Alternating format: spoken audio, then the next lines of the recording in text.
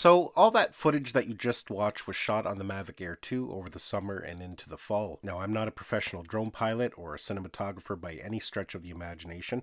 I'm just an average Joe who likes to fly drones and capture content. But I would have to say that that content coming off the Mavic Air 2 was pretty good. All the clips that I just featured at the beginning of this video were shot in auto mode. I didn't do any kind of in-depth color grading, except a couple of the clips I did up the saturation just a little. So that just goes to show you that you can capture some pretty nice content on the Mavic Air 2 without having to spend hours color grading. Now, when the Mavic Air 2 was released back in the spring, I was already pretty pleased with it. The features that were bundled in with it compared to the price I thought made it a great value for everybody, whether you're a beginner drone pilot looking to buy your first drone, or if you're already a seasoned pilot and you're just looking for a second drone, perhaps one that's a little smaller and easier to travel with. The Mavic Air 2 was a good choice for almost every pilot. Now, I own many drones. Some people could even call me a drone hoarder, but I would have to say the Mavic Air 2 has been one of my favorite drones to fly. Now, that's for a couple different reasons. First of all, because it's nice and small and compact. It's easy to travel with. It's easy to take along with you. I really like the DJI Fly app. I actually prefer it over the DJI Go 4 app. And the funny thing about the Go 4 app is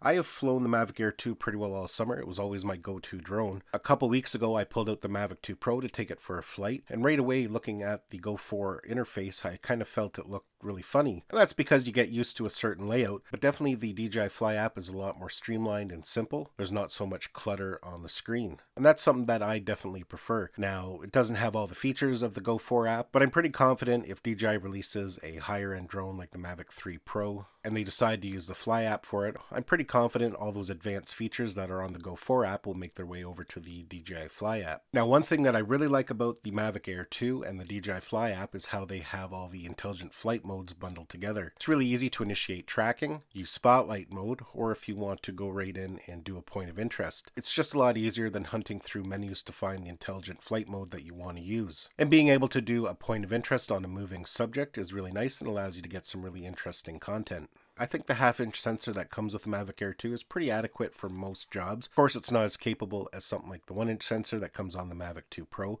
but for most people, it's more than adequate.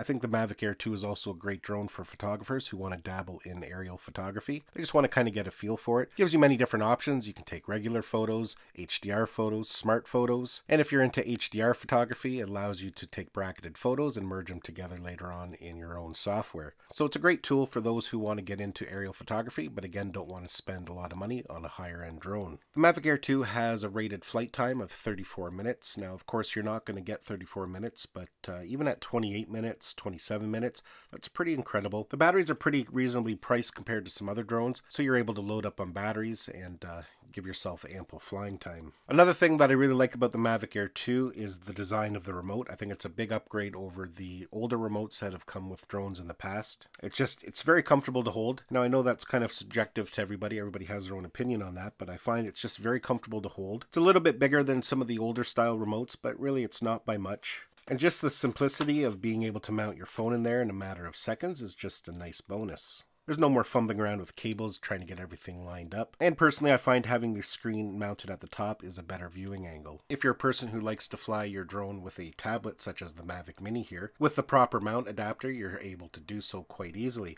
and it still balances quite nicely. The range and transmission strength on the Mavic Air 2 I think is quite good.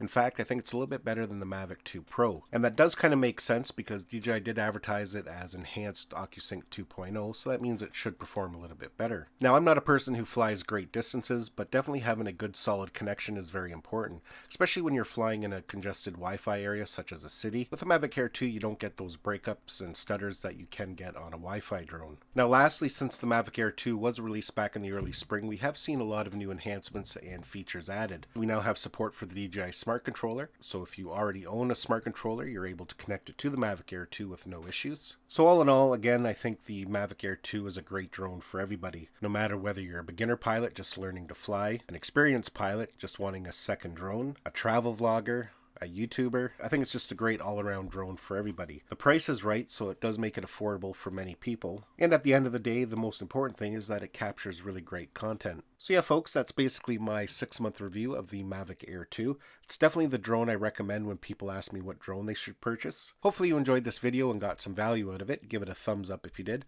Don't forget to subscribe to my channel so you don't miss any of our upcoming videos. And we'll see you in the next one.